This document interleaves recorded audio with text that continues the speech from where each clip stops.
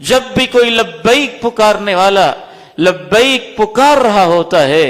مشرق سے لے کے مغرب تک روئے زمین کے سارے کچے اور پختہ مکانات اور اس کرۂ ارضی کے سارے درخت بھی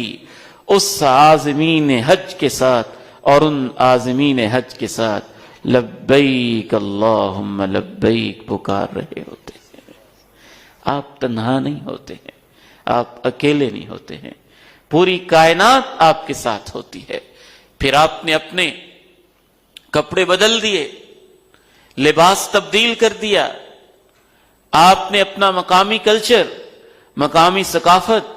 قومی لباس، قومی شناخت سب کچھ ختم کر دیا۔ کفن کی 2 چادریں آپ نے پہن لی۔ لباس اتارنا بھی ایک معنی رکھتا ہے، کفن جیسی 2 چادریں پہننا بھی ایک معنی رکھتا ہے، اور سب انسانوں کا لباس ایک جیسا ہو جانا اور انسلا ہو جانا یہ بھی ایک معنی رکھتا ہے۔ یہ ایرانی ہے، یہ ترانی ہے، یہ افغانی ہے، یہ ترکستانی ہے، یہ امریکی ہے، یہ یورپین ہے، یہ پاکستانی ہے، یہ عربی و ہاشمی ہے، اس کا رنگ کالا ہے، اس کا گورا ہے، اس کی فلاں نسل ہے، اس کی فلاں نسل ہے،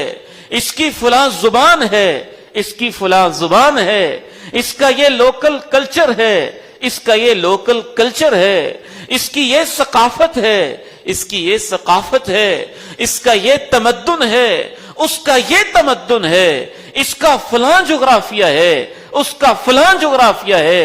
اے اللہ، میں حج جیسی تیری مقرر کردہ عظیم عبادت پہ قربان جاؤں، سب کے سب اپنے کلچر، اپنی ثقافت، اپنی زبان، اپنی تہذیب، اپنے رسوم، اپنے رواج، اپنی ساری چیزوں کو چھوڑ کے، حتیٰ کہ اپنی مادری زبان اور اپنے لباس کو تج کر کے کہہ رہے ہوتے ہیں، اللہ اس وقت ہماری کوئی شناخت نہیں ہے، اس وقت ہماری یہ شناخت ہے کہ ہم تیرے غلام ہیں، ہم تیرے بندے ہیں، ہم مسلم ہیں، ہمارا تعلق امت اسلامیہ سے ہے۔ وحدت، یہ اتحاد، ایک عظیم امت کی ممبرشپ کا یہ پریکٹیکلی احساس کسی اور عبادت کے اندر نہیں پایا جاتا۔ آپ کا لباس اتارنا اس بات کا سمبل ہے کہ آپ